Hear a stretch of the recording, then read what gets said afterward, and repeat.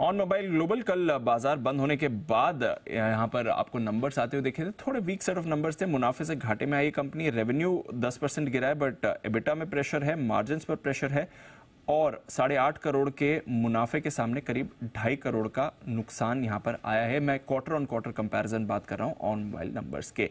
आइए एक बार जरा समझा जाए मैनेजमेंट से क्या कुछ हुआ है पिछली तिमाही में और आगे का क्या आउटलुक है। कंपनी के MD and global CEO Sanjay Baweja साहब हमारे साथ इस समय शो पर जुड़ रहे हैं। सर बहुत बहुत शुक्रिया आज जी बिजनेस को अपना समय देने के लिए। क्वार्टर ऑन क्वार्टर डेफिनेटली थोड़ा परफॉर्मेंस पर इम्पैक्ट आया है। जरा बताएं सर, क्या कुछ खास बातें थी पिछले क्वार्टर में जिसकी वजह से ऐसी परफॉर्मेंस आई है? शुक्रिया दीपांशु जी। हाँ, ये क्वार्टर हमारे लिए अच्छा नहीं रहा। एक्चुअली जो पूरा हमारा वोड आइडिया का जो इम्पैक्ट है, जो हमने पिछले क्वार्टर में बताया था, उसका पूरा इम्पैक्ट इस क्वार्टर में आया है। पिछले क्वार्टर में हम उसको थोड़ा बफर कर पाए थे क्योंकि हमने बहुत कोशिशें करके, जैसे कुछ वन ऑफ हमें बेनिफिट आया और कस्टमर से हम बात करके रेवेन्यू आया हमारे पास, वो सब हम उसको थोड़ा हमने कुशन कर दिया था। पर इस क्वार्टर में वो पूरा, अब ये पूरा इम्पैक्ट है वीआई का। सो और 18 से 20 करोड़ एक एक क्वार्टर में इम्पैक्ट होगा, तो ये इम्पैक्ट तो आना था। पिछले क्वार्टर में अगर आप देखें, हमारा ऑलमोस्ट स्टेबल रेवेन्यू था, पर इस बार ही हम उसको पूरा बफर नहीं कर पाए और ये हमारा सबसे निचला लेवल है शायद।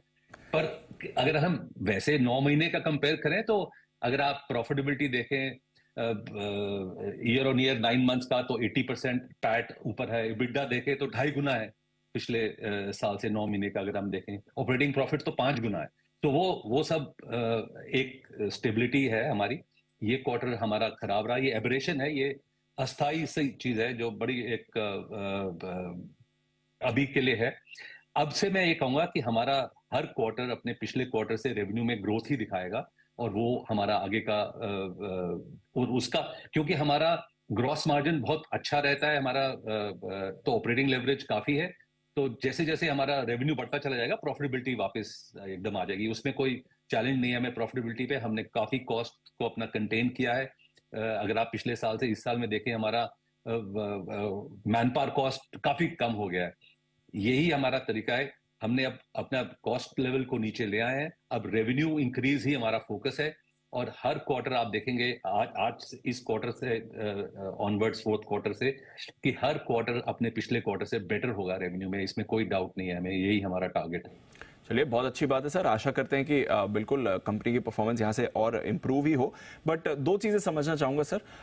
जो आप वोडाफोन का इम्पैक्ट कह रहे हैं वो वन टाइम था, क्या वो पूरी तरह से रिकग्नाइज हो गया? आगे जाकर कुछ और आपको यहाँ से रिकग्नाइज करने की जरूरत नहीं है? नहीं, वो वन टाइम नहीं है, वो हाँ। ऑनगोइंग इम्पैक्ट है। वो अब ये पूरा रिकग्नाइज हो गया इस क्वार्टर में। अब ये पूरी तरह से रिकग्नाइज हो गया। अब यहाँ से हम ऊपर ही है, नीचे का मतलब इससे कम। अब वोडाफोन का जितना इम्पैक्ट था वो ले लिया हमने। अब हर क्वार्टर में जो इम्पैक्ट आएगा वो आएगा। पर अब आगे जो भी हमारा ग्रोथ होगा वो इसके ऊपर होगा। अगर आप, जैसे फॉर एग्जाम्पल हमारा गेमिंग, जो हमारा सबसे बड़ा ग्रोथ का स्रोत है, गेमिंग अगर हम पिछले साल से इस साल कंपेयर करें, 38% ग्रोथ है ईयर ऑन ईयर। आगे भी हमें लगता है कि हम ग्रोथ अच्छी दिखा पाएंगे। Year on year, quarter on quarter हमारे को ग्रोथ दिखती चली जाएगी। हमारे दो प्रोडक्ट्स हैं, सीए और ऑनमो, दोनों में ग्रोथ दिखेगी अच्छी। और गेमिंग ही हमें आगे लेके जाएगी और गेमिंग में इवेंचुअल प्रॉफिटेबिलिटी हमारी काफी अच्छी होने वाली है। किस तरह की ग्रोथ फिर यहाँ से कंपनी टारगेट करी? अगर आप साल 2024 की बात करें तो एंड ऑफ द ईयर आप किस तरह की ग्रोथ लेवल्स देखना चाहेंगे सर? तो 24 का तो ये 23-24 का तो ये लास्ट क्वार्टर है। पर मैं ये कहूंगा कि हमने पिछले बार एक टारगेट दिया था, हमें उम्मीद है कि हम वहां पहुंचे अगले साल पे। क्योंकि हमें जो ये पूरा, अगर हम एक साल का इम्पैक्ट लें वोडा का, तो तकरीबन 70 से 80 करोड़ का इम्पैक्ट है। हमें कोशिश है कि हम उसको काफी हद तक पार कर जाएं और इसको काफी आगे ले जाएं अपने रेवेन्यू को। नंबर मैं नहीं दे पाऊंगा, पर ये उम्मीद जरूर है कि हर क्वार्टर में पिछले क्वार्टर से ज्यादा रेवेन्यू करके दिखाएंगे।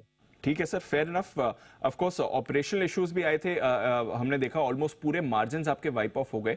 बट अब आगे जाके एक नॉर्मलाइज्ड मार्जिन रेंज क्या होनी चाहिए कंपनी की?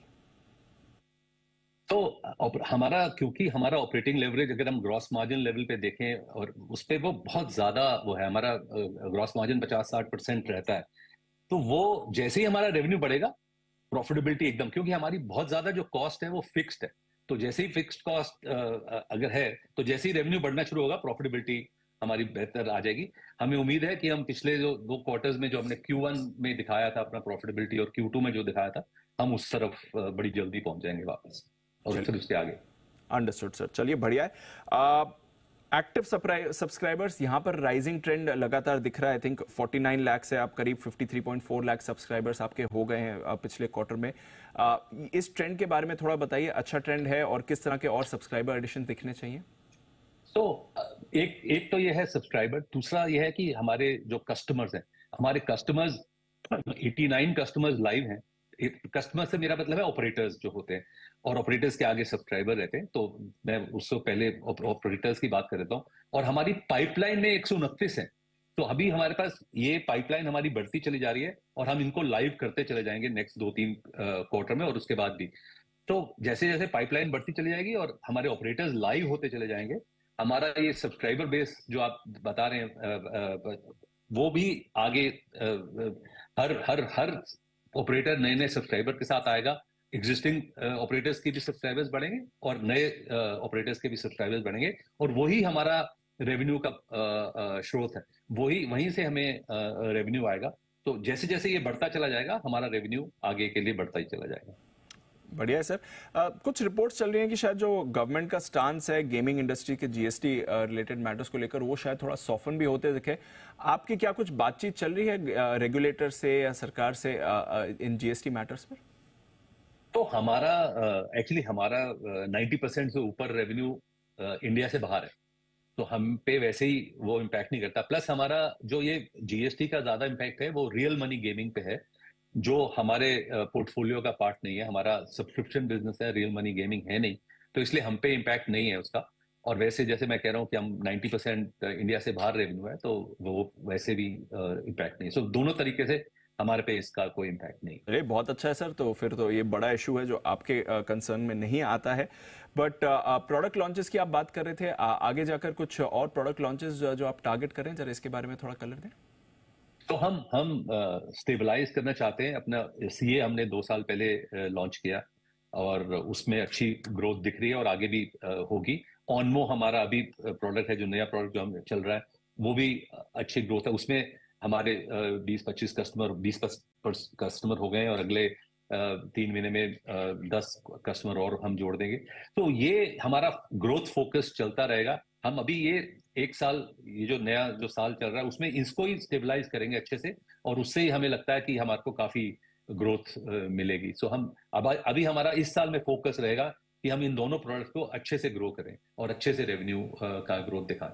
अभी हमने लास्ट 3-4 साल में ग्रोथ नहीं देखा है। इस साल में हमें उम्मीद थी, पर वो वोड आइडिया का जो चैलेंज आया उसकी वजह से नहीं कर पाए। पर अगले साल में डेफिनेटली हम ग्रोथ दिखाएंगे। Done sir. कोई और नई मार्केट्स जो आप एंट्री के लिए टारगेट कर रहे होंगे?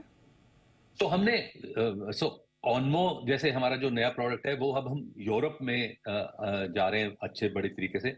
हमें लगता है कि इसी क्वार्टर में हम कुछ नए कस्टमर्स जोड़ेंगे अपने साथ, जो यूरोप में होंगे। हमने लैटाम में बहुत बड़ी तरीके से गए हैं अपने सीए प्रोडक्ट और ऑनमो प्रोडक्ट को देखे। वो भी लॉन्चेस अभी स्टार्ट हुए हैं, वो नेक्स्ट ईयर में उनका पूरा इम्पैक्ट दिखेगा हमें अपने हमारे रेवेन्यू पे। अफ्रीका में हम बहुत बड़े हैं, और अब हम ईस्टर्न साइड में भी, जैसे हांगकांग, फिलीपींस, वियतनाम, वो कंट्रीज में भी हम चले गए हैं। वहां पे भी हमारा इम्पैक्ट अब पॉजिटिव आना शुरू हो जाएगा। जैसे मैंने कहा, 129 operators across contracts across the globe हैं, तो ऑलमोस्ट सारी ज्योग्राफीज हम कवर कर रहे हैं। अभी यूएस वगैरह में हम नहीं गए, वहां पे हमारी बातचीत चल रही है, पर वो जब जैसे होगा, बिकॉज यूएस एक बहुत बड़ी मार्केट है, तो वो वहां पे अभी तक हम नहीं पहुंचे हैं। वहां पे भी हमारी बातचीत चल रही है, पर जैसे होगा तो हम जरूर बताएंगे। बट अभी उसके अलावा ऑलमोस्ट सारे कॉन्टिनेंट्स में अक्रॉस द बोर्ड हम काफी ग्रो कर रहे हैं। चलिए बढ़िया सर। तो आशा करते हैं आगे जाकर फिर अच्छी ग्रोथ ट्रेंड ही आए। जिस सर ने कहा थोड़ा वोडाफोन का इम्पैक्ट लेना था, वो बल्क ऑफ इम्पैक्ट इसमें आ गया है, और आगे जाकर परफॉर्मेंस इंप्रूव होनी चाहिए। बावेजा साहब, बहुत बहुत शुक्रिया आज जी बिजनेस को अपना समय देने के लिए और बात करने के लिए अपने नतीजों के बारे में। Sir thank you. शुक्रिया।